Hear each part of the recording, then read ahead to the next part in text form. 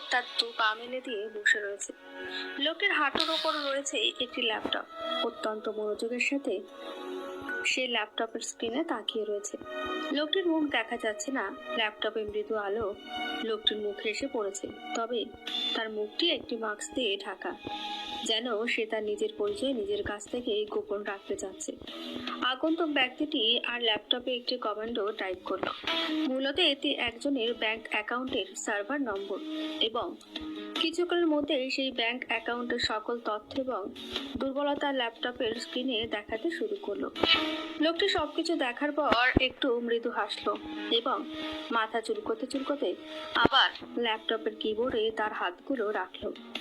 এরপর লোকটি মেটাসপ্লয়েড ফ্লেমওয়ার্ক নামের একটি টুল চালু করলো। টুলটা চালু হওয়ার কয়েক সেকেন্ডের মধ্যেই ল্যাপটপের স্ক্রিনটিতে শো করলো এক্সপ্লয়েট লঞ্চড সাকসেসফুলি। আগন্তুক ব্যক্তিটি চিৎকার করে বলে উঠল, ইয়েস, আই ডিড ইট। তার কণ্ঠস্বরে তখন বিরাজ করতেছিল এক অন্য রকমের প্রফুল্লতা। কয়েক সেকেন্ড লোডিং নিয়ে ল্যাপটপ স্ক্রিনে ধীরে ধীরে একজনের ব্যাংক ডিটেলস সবকিছু আসতে থাকে এবং ব্যাংকের পুরো সার্ভারটি এখন এই লোকটির আন্ডারে। লোকটি নির্দিষ্ট একটি ব্যক্তির ব্যাংকের ডিটেলস দেখতে থাকে এবং সেখানে কবে কত টাকা এসেছে এবং অ্যাকাউন্ট থেকে কত টাকা ট্রান্সফার করা হয়েছে সবকিছু সে খতিয়ে খতিয়ে দেখছে। ব্যাংক অ্যাকাউন্টটি হলো মোহাম্মদ সাখাওয়াত হোসেনের। উনি মূলত একজন এমপি, আর বর্তমানে ওনার এই ব্যাংক অ্যাকাউন্টে রয়েছে ৭৫ লক্ষ টাকা এবং সবকিছু আগেই ব্যাংক অ্যাকাউন্ট থেকে ৩,২৩,০০,০০০ টাকা ট্রান্সফার করা হয়েছে কোন এক আননোন অ্যাকাউন্টে। আগন্তুক ব্যক্তিটি কয়েকটি অ্যাকাউন্টে টাকাগুলো ট্রান্সফার করতে থাকে এবং সেই টাকাগুলোকে ক্রিপ্ট কারেন্সির বিটকয়েনে কনভার্ট করে নেয়। টাকাগুলো বিটকয়েন কনভার্ট হওয়ার ফলে এখন লেনদেনগুলো ধরা খুব কঠিন হয়ে যাবে, কারণ ব্যাংক ট্রান্সফারের ক্ষেত্রে একটি নির্দিষ্ট অ্যাকাউন্ট থেকে আরেকটি নির্দিষ্ট অ্যাকাউন্টে ট্রান্সফার করা যায়, কিন্তু ক্রিপ্ট কারেন্সির ক্ষেত্রে বিষয়টা অনেক ভিন্ন। এইখানে শুধুমাত্র একটি নির্দিষ্ট অ্যাড্রেসে লেনদেন করা হয়, আর যার জন্য ডিটেলস থাকে না। আগন্তুক ব্যক্তিটি ধীরে ধীরে ৭৫ লক্ষ টাকা সাখাওয়াত হোসেনের ব্যাংক অ্যাকাউন্ট থেকে ট্রান্সফার করে নেয়। টাকাগুলো ট্রান্সফার করা শেষে আগন্তুক লোকটি তার চালু করা মেটাসপ্লয়েড ফ্লেমওয়ার্ক অফ করে দেয়। তারপর সে পুরো ডাটা রিসেট মারে এবং সাথে সাথে তার ল্যাপটপের সকল হিস্টোরি ডিলিট হয়ে যেতে থাকে। আগন্তুক ব্যক্তিটি ল্যাপটপটি শাটডাউন করে ফেলে। এরপর সে বলতে থাকে, welcome everyone in the dark world and mafia city. খেলা শুরু হয়ে গেছে। রাত ৩টে। ঘুমন্ত সাখাওয়াত হোসেনের ঘুম ভাঙে ফোনে নোটিফিকেশন আসার সাউন্ডে। ঘুম ঘুম চোখে একরাশ বিরক্তি নিয়ে সাখাওয়াত হোসেন তার মোবাইলটি হাতে নেয় এবং এখানে দেখতে পায় তার অ্যাকাউন্ট থেকে ৩ বারে মোট ৭৪,৯৫,০০০ টাকা ট্রান্সফার করা হয়েছে। সাখাওয়াত হোসেন মেসেজটি দেখে ঘামতে থাকে এবং ধীরে ধীরে কয়েকটি ঢোক গেলে পাশে থাকা ওনার স্ত্রীর ঘুম ভেঙে যায়। স্বামীকে চিন্তিত দেখে রেহানা জিজ্ঞেস করে, কি হয়েছে তোমার? তুমি এত চিন্তিত কেন? আমার ব্যাংক অ্যাকাউন্ট থেকে ৭৫ লক্ষ টাকা ট্রান্সফার করা হয়েছে। বলো কি? হ্যাঁ, এটাই হয়েছে। সাখাওয়াত হোসেন ব্যাংকের ম্যানেজারকে ফোন করেন। হ্যালো, এত রাতে ফোন করলেন যে স্যার? আমার অ্যাকাউন্ট থেকে ৭৫ লক্ষ টাকা ট্রান্সফার করা হয়েছে। এটা আমি করিনি। বলেন কি? এটা কিভাবে হলো? দাঁড়ান, আমি একটু দেখছি। এই বলে ম্যানেজার তার ডেস্কটপ ওপেন করে ব্যাংকের সবকিছু দেখতেছিল, কিন্তু মজার বিষয় হলো সে সাখাওয়াত হোসেনের ব্যাংক থেকে যে ৭৫ লক্ষ টাকা ট্রান্সফার হয়েছে এতটুকু দেখতে পাচ্ছে, কিন্তু কোন অ্যাকাউন্টে ট্রান্সফার করা হয়েছে তা সে দেখতে পাচ্ছে না। সব ডিটেল মুছে দেওয়া হয়েছে। ব্যাংক ম্যানেজার চোখ বড় বড় করে কম্পিউটার স্ক্রিনের দিকে তাকিয়ে রয়েছে। তার চোখে মুখে চিন্তার ছাপ। সে ধীরে ধীরে বলে উঠল, তবে কি টাকাটা কেউ কোনো বিশেষ পদ্ধতিতে ট্রান্সফার করেছে? অর্থাৎ কেউ কি হ্যাকিং এর সাহায্যে এমনটা করেছে? পরের দিন সকালে একটি ছেলে রিক্সা থেকে নেমে ভার্সিটির গেট দিয়ে ভেতরে প্রবেশ করেছে। তার পোশাক আশাক দেখে এতটুকু আন্দাজ করা যায় যে সে মধ্যবিত্ত পরিবারের ছেলে। তার কাঁধে একটি ব্যাগ ঝুলছে। ধীর পায়ে ছেলেটি ঢাকা বিশ্ববিদ্যালয়ের ভেতরে প্রবেশ করছে। ভেতরে আসার পর সে দাঁড়িয়ে যায়, পুরো ক্যাম্পাসটা খুব ভালো করে দেখতে থাকে। পরিশেষে একটি মুচকি হাসি পরিলক্ষিত হয় তার মুখে। আরো খানিকটা দূর যাওয়ার পর সে দেখতে পারে পুরো ক্যাম্পাস জুড়ে ছড়িয়ে ছিটিয়ে রয়েছে ছেলে মেয়েদের কিছু ছোট ছোট গ্যাং বা তাদের সাথে।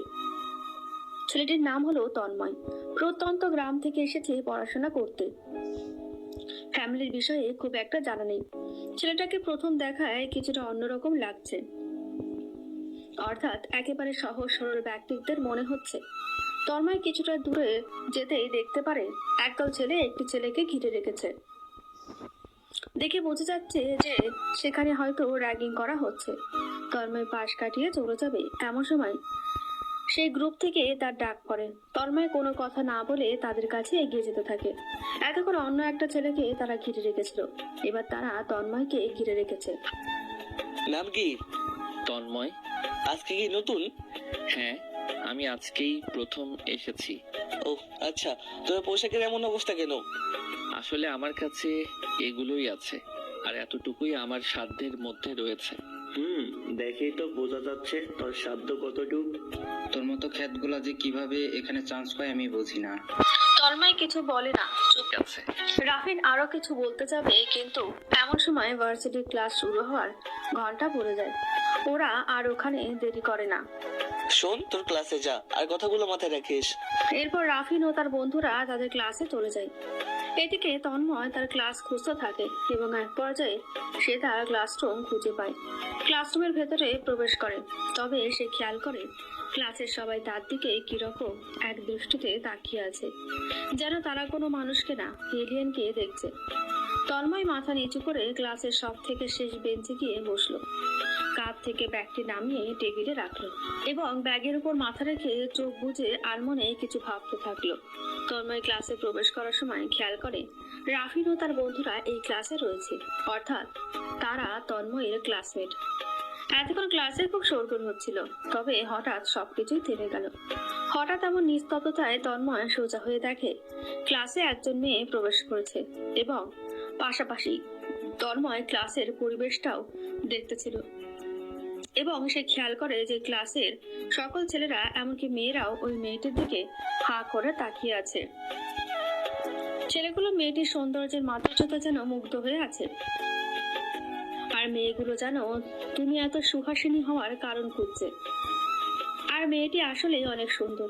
তার চোখ দুটি তার সৌন্দর্যকে আরো কয়েক গুণ বাড়িয়ে দিয়েছে।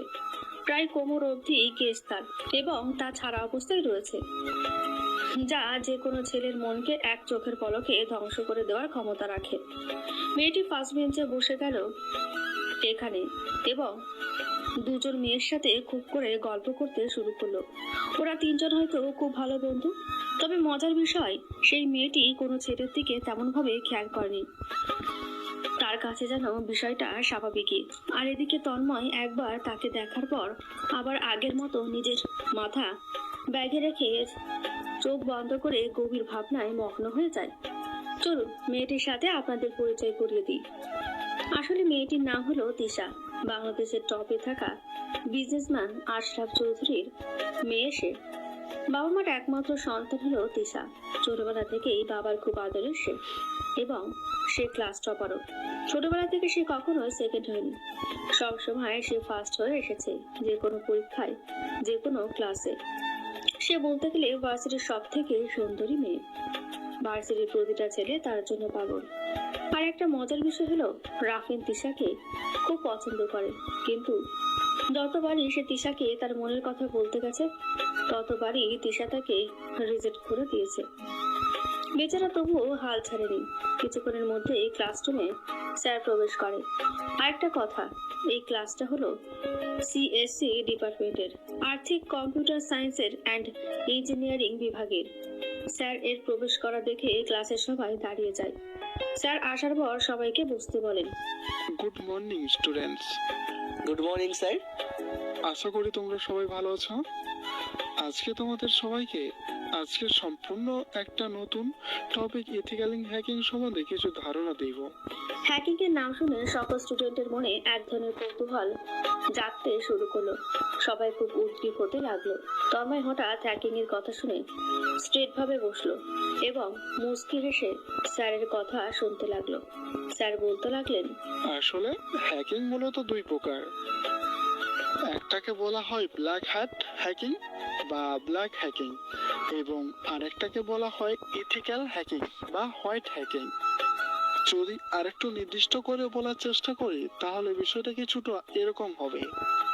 বর্তমান সময়ে বিভিন্ন আইটি সেক্টরগুলো এবং বিশ্ব অনলাইন প্রযুক্তিতে অনেক এগিয়ে গিয়েছে এবং তাদের জীবনযাত্রা সবকিছু প্রায় এখন অনলাইনের মাধ্যমে রয়েছে বা তাদের কাজ থাকা কম্পিউটারের মধ্যে সীমাবদ্ধ রয়েছে।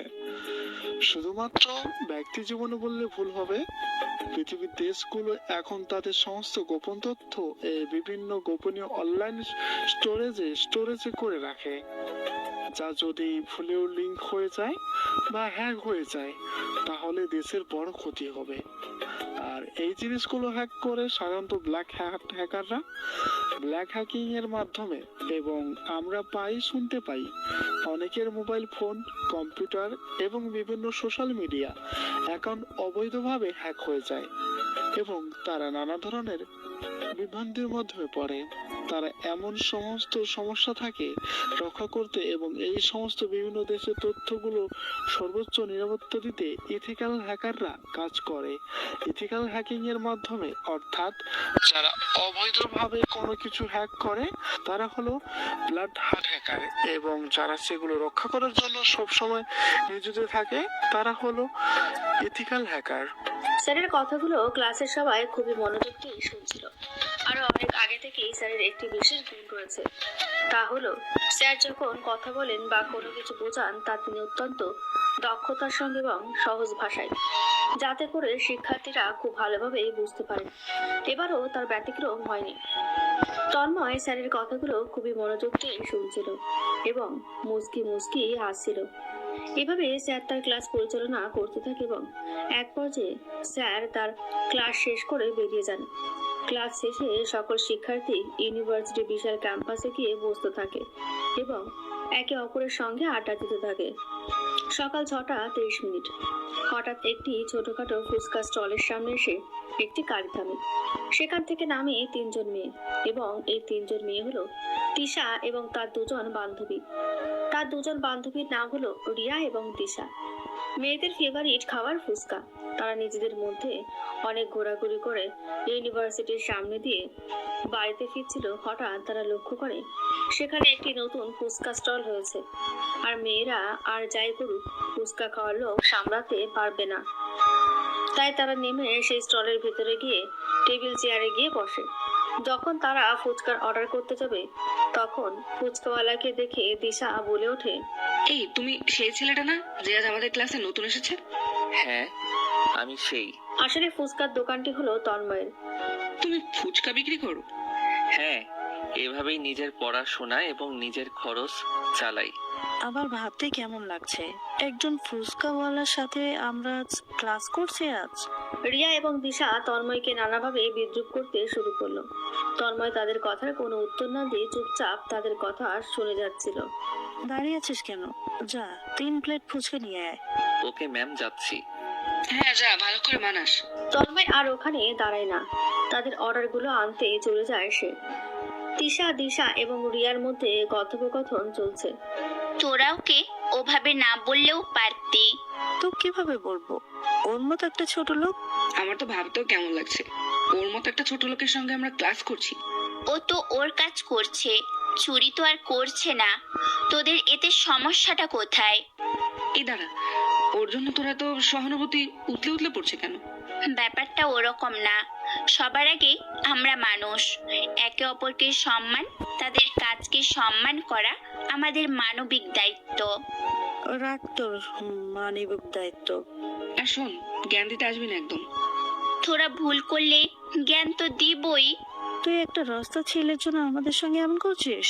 আমি তোদেরকে ভুল কিছুই বলিনি। আর হ্যাঁ, এই বিষয় এখানেই শেষ কর। এই টপিক নিয়ে আমি আর একটা কথাও শুনতে চাই না এবং বলতেও চাই না। কিছুক্ষণের মধ্যে একটি 10 থেকে 11 বছর বয়সী একটি ছেলে 3 প্লেট ফুচকা নিয়ে ওদের টেবিলের সামনে আসে এবং তাদের টেবিলে দেয়। তিশা ওই ছেলেকে দেখে বলে, তুমি যে এর আগে যে একজন এসেছিল